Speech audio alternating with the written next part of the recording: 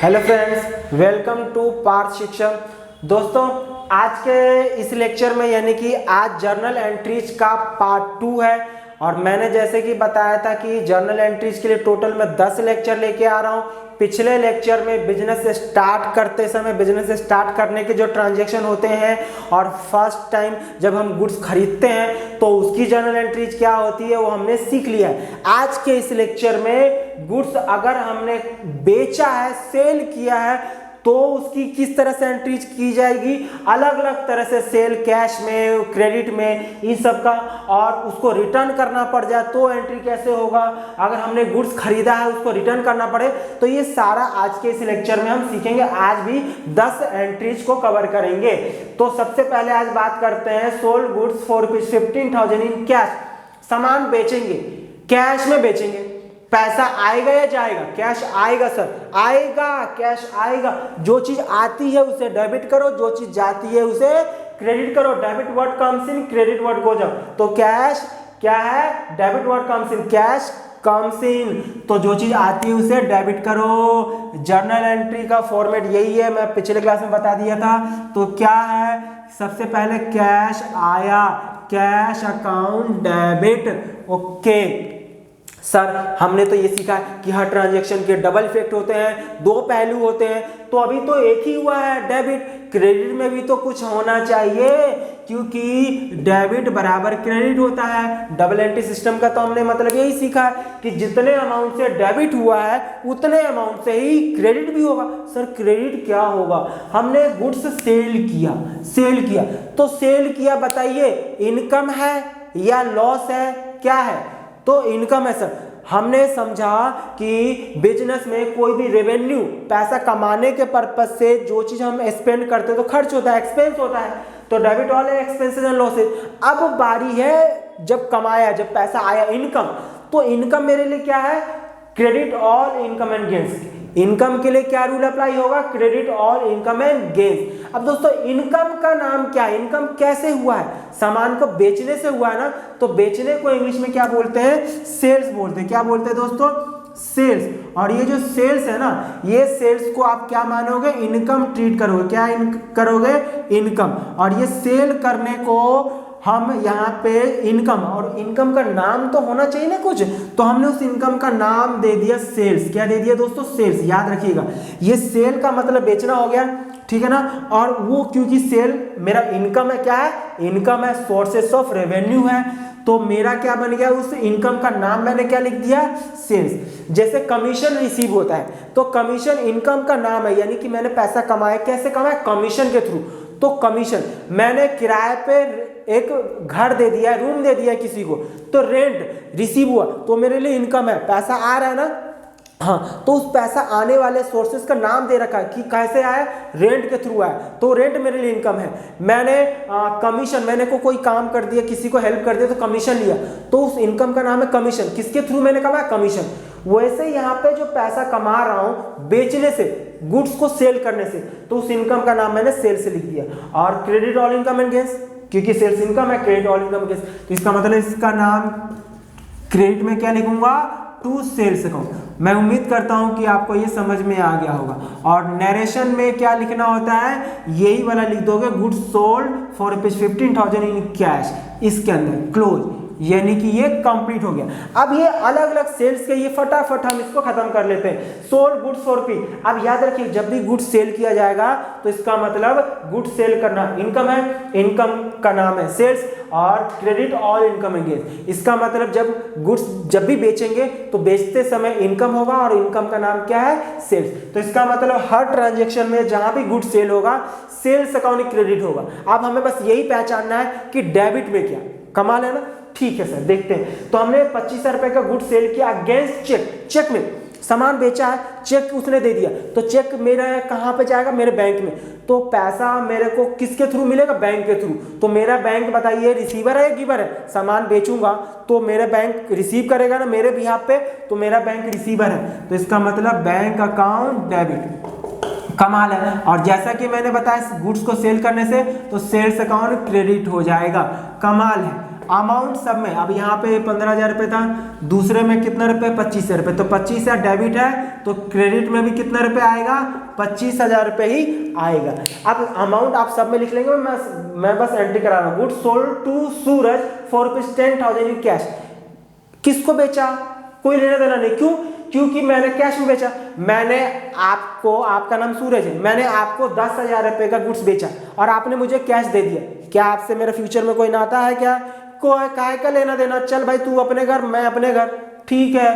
तो मेरे पास कैश आ गया, तो कैश आया तो कैश अकाउंट डेबिट हो जाएगा टू गुड्स को सेल किया है तो credit all income and gain sales account. कमाल। फोर्थ एंट्री क्या हो जाएगा, sold goods to Suman for rupees 10,000 on credit. ओहो, उधार में बेचा सुमन को, तो सुमन को बेचा है, कैश तो आया नहीं, आप सुमन को उधार में बेचा तो सुमन से रिश्ता बन गया है, रिश्ता बन गया। कैसा है ये रिश्ता है, तो सुमन को मैंने बेचा, तो सुमन बताइए रिसीवर है गिवर है, सर सुमन को अगर मैंने बेचा तो सुमन तो रिसीवर है ना, okay. Debit the receiver, debit the receiver, तो सुमन डेबिट कर देंगे, टू गुड्स को बेचा है तो credit all income and gains ना सेल्स अकाउंट क्रेडिट हो जाएगा। Fifth, sold goods to Sanjay for 2,000।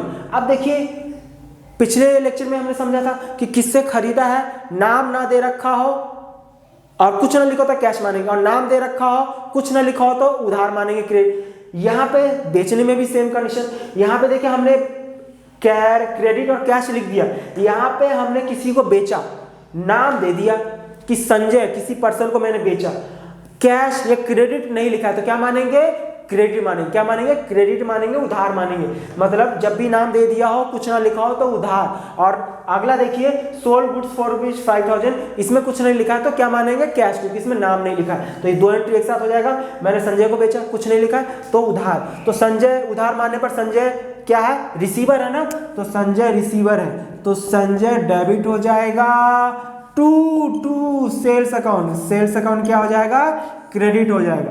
Next है, आप देखिए यहाँ पे सोल्ड गुड्स फॉर रुपीज 5,000, कुछ नहीं लिखा, नाम भी नहीं लिखा तो क्या मानेंगे, कैश। क्या मानेंगे, कैश। नाम ना लिखा हो तो कैश मानना है, नाम लिखा है और कुछ ना लिखा हो तो उधार मानना है, बस।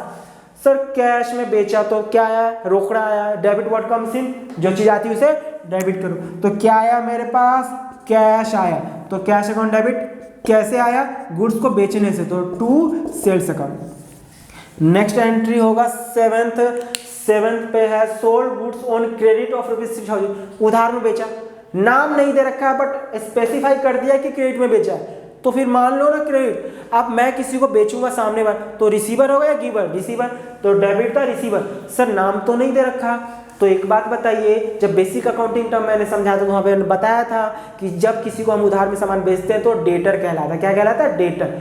तो रिसीवर को डेबिट करना है, रिसीवर को क्या बोलेंगे यहाँ पे, डेटर बोलेंगे, क्या बोलेंगे, डेटर, डेबिट। टू गुड्स को सेल किए हैं तो सेल्स अकाउंट क्रेडिट हो जाएगा।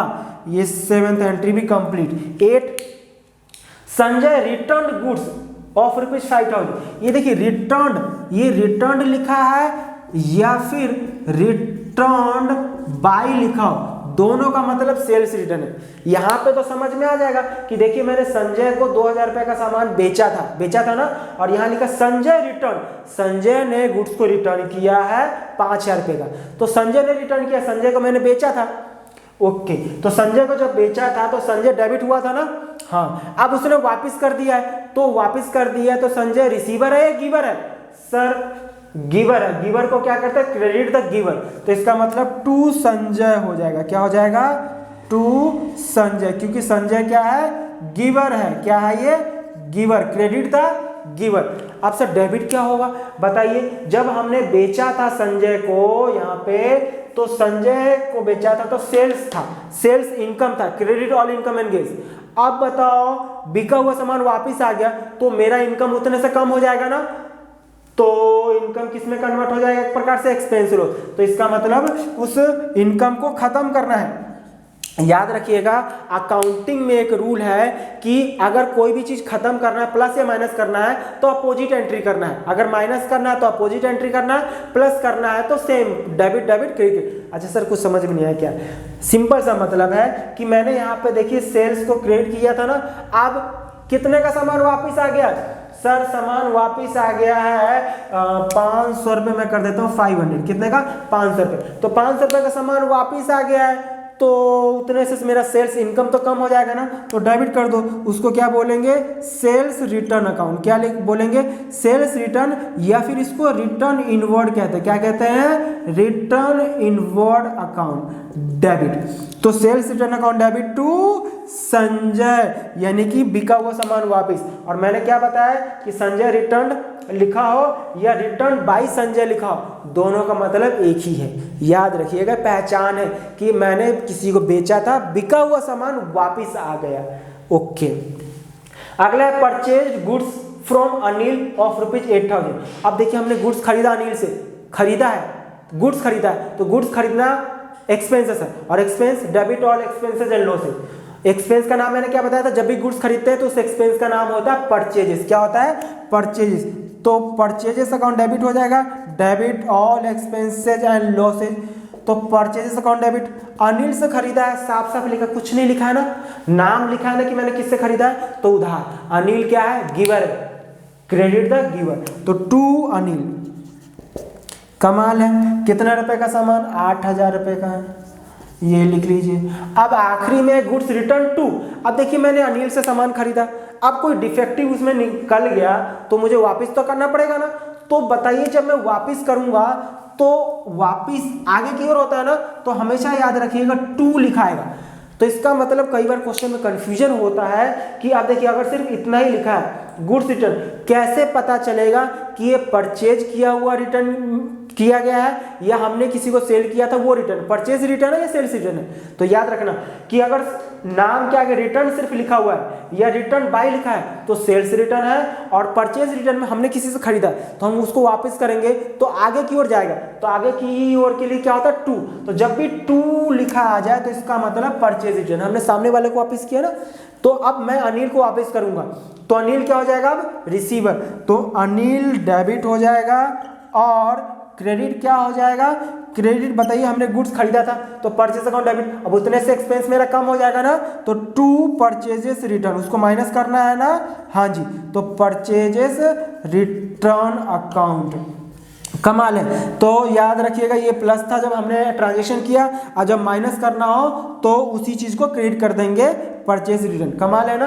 तो ये हमने आज 10 और एंट्रीज अलग अलग तरह से हमने सीख लिया, बिल्कुल डिटेल से सीखा है, इतना कि इसमें कभी भी कोई कंफ्यूजन आपको नहीं आएगा।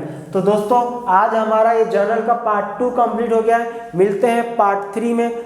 तो इसी के साथ आज की मुलाकात हम यहीं समाप्त करते हैं। Thank you so much.